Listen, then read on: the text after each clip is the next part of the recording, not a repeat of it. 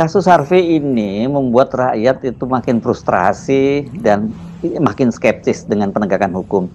Kendati tadinya banyak yang berharap ada perubahan lah yang signifikan di era Prabowo. Harus beda dengan di era Jokowi yang menggunakan kasus korupsi ini sebagai instrumen untuk menyandra lawan-lawan politiknya.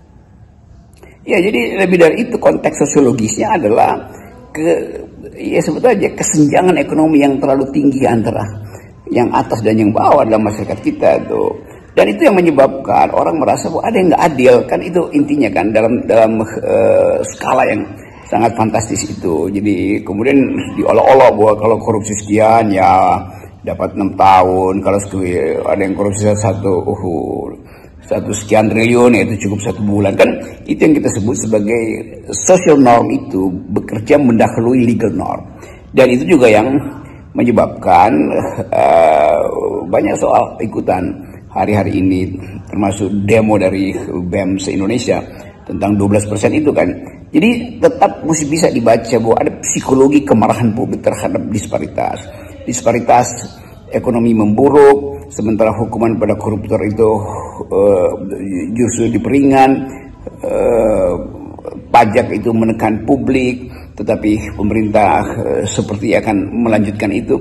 Jadi eskalasi yang kita sebut sebagai keresahan sosial ini menumpuk justru ketika tidak ada sinyal yang memungkinkan orang percaya bahwa akan ada perbaikan di masa depan. Jadi perbandingan ini yang akhirnya orang lihatlah itu Vietnam justru merampingkan kabinetnya supaya APBN-nya tidak dikuras untuk membiayai kabinet kan.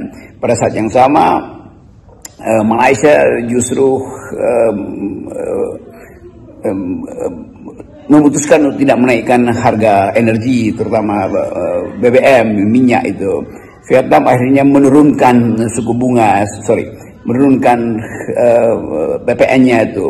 Jadi kalau dibuat perbandingan, kenapa Indonesia nekat untuk naikkan biaya energi, nekat naikkan pajak pertambahan nilai, nekat untuk menurunkan hukuman pada koruptor. Ini semua yang kita sebut sebagai ketegangan sosial yang di-create sendiri oleh pejabat-pejabat pemerintah. Jadi itu sebetulnya yang akan menimbulkan spekulasi bahwa berarti niat untuk keadilan sosial tidak diperlihatkan oleh pemerintahan baru Presiden Prabowo.